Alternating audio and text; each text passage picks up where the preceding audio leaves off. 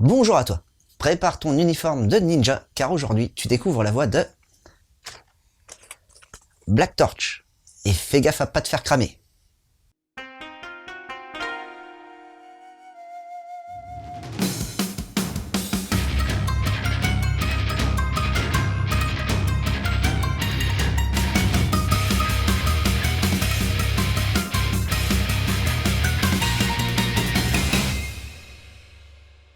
Jiro est un gars tout à fait normal. Bon, à l'exception que lui, comparé à toi, il peut parler aux animaux un peu comme le Dr Dolittle, et accessoirement, il descend aussi d'une lignée de shinobi. Mais bon, mis à part ces deux points, il est tout à fait normal. Mais bon, tu te doutes sûrement que ça a dû lui apporter pas mal de problèmes tout au long de sa vie. Le vrai bordel va vraiment commencer quand il va porter secours à un mystérieux chat noir. Enfin, de chat noir, il n'en a que l'apparence, car en fait c'est un mononoke surpuissant, du nom de Rago. Tu sais pas ce que c'est un mononoke? Pour faire simple, c'est un être surnaturel, une sorte de démon. Jiro va donc soigner ce chat, et une fois que Rago va être relativement remis sur pattes, il va se barrer. Sympa l'animal, hein. Malheureusement pour Rago, il va tomber dans un piège tendu par un autre mononoke qui va essayer alors de le tuer. C'est alors que Jiro va s'interposer entre eux et se faire tuer facilement. Rago alors n'a qu'une seule option pour le sauver, il doit prendre possession de son corps. C'est une toute première dans l'histoire, mais quel camp vont-ils choisir? Celui des humains ou des mononoke?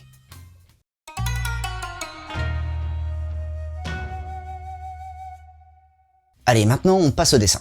Alors je te préviens, si tu aimes les mangas dont le graphisme a un style qui se rapproche du crayonné, tu vas bien apprécier ce titre. D'ailleurs, ça permet à l'auteur de vraiment faire ressortir les expressions de ses personnages. Il y a juste à regarder les visages, surtout celui du grand-père de Jiro. C'est vraiment ultra précis et pour accentuer le tout, l'ombrage apporté est vraiment efficace. Ce que j'ai apprécié aussi, c'est la faible utilisation des traits de mouvement lors des scènes d'action. Alors tu vas me dire que celles-ci doivent être un peu molles, mais pas du tout, car le style graphique utilisé est déjà très énergique et au contraire, en rajouter aurait rendu le travail illisible, je pense. Pour ce qui est du Nemu, on reste sur quelque chose d'un peu plus classique, avec une structure plus typée shonen, avec des superpositions, des coupes diagonales et quelques doubles pages, qui au passage sont vraiment super bien réalisées. Pour une fois, les premières pages ne sont pas colorisées, mais petite subtilité de ce premier tome, un mini poster y est inclus, et je trouve la démarche plutôt sympathique.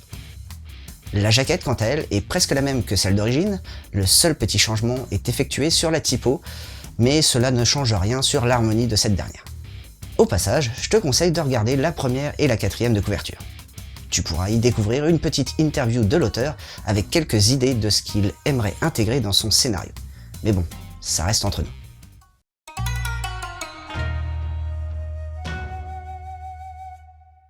Tsuyoshi Takaki avait tout d'abord travaillé en collaboration sur Rose Gun Days, Aishu no Cross Knife en 2012, puis en 2016, il sort une histoire courte intitulée Freaks. Mais bon, au-delà de ça, il reste quand même assez nouveau dans le métier. Et pour un début, c'est quand même pas mal prometteur. Alors je vais t'expliquer pourquoi. Alors tout d'abord, les histoires de ninja, j'adore ça. Vu que j'ai grandi avec les films de Jackie Chan, Bruce Lee et autres tigres et dragons, dès qu'on me parle de ninja, j'ai les yeux qui brillent. La petite subtilité que Takaki a utilisée, c'est que les shinobi ne sont plus au service des rois, mais sont des fonctionnaires de police. Donc il a su vraiment bien adapter le côté traditionnel avec le côté moderne, sans pour autant aller dans le cliché, et c'est bien trouvé. En plus, pour un premier tome, on n'a pas grand chose de révélé. Enfin non, je me suis mal exprimé. On a des renseignements sur les mononoke, sur les shinobi, mais on n'a pas beaucoup de renseignements par exemple sur Rago. Pourquoi il était enfermé, ou encore pourquoi il fuit les autres mononoke. Ensuite, on a pas mal d'interrogations sur les deux camps. Est-ce les humains les gentils ou les mononoke? Car, petite précision, pour le moment, tout le monde veut tuer Jiro une fois que Rago a pris possession de son corps. Même son grand-père veut le tuer, alors imagine. C'est donc un premier tome qui m'a laissé pas mal d'interrogations sur les directions que peut prendre l'histoire par la suite, et j'ai bien apprécié. Et donc, en relation avec Black Torch, je vais pouvoir te conseiller le magnifique film d'animation Princesse Mononoke de Miyazaki, où Ashitaka se retrouve affublé d'une malédiction et va devoir trouver la cause de la colère de la nature et l'espoir de trouver la raison de sa malédiction. Ensuite, un manga sorti en 2008 de Yuki Midorikawa, nommé Le Pacte des Yokai, où le jeune Natsume, qui voit les yokai depuis sa plus tendre enfance, va se lier d'amitié avec l'un d'entre eux. Et enfin pour finir, Bleach de Kubo Tite, où Ichigo, un adolescent qui a pour don de voir les esprits, va devoir gérer ces deux vies, celle de lycéen ordinaire et celle de chasseur de démons. Et voilà, c'était Boubou. J'espère que cette petite chronique t'aura plu et donné l'envie de lire Black Torch. Sur ce, je retourne à mon entraînement de ninja et surtout, n'oublie pas de suivre la voie du manga.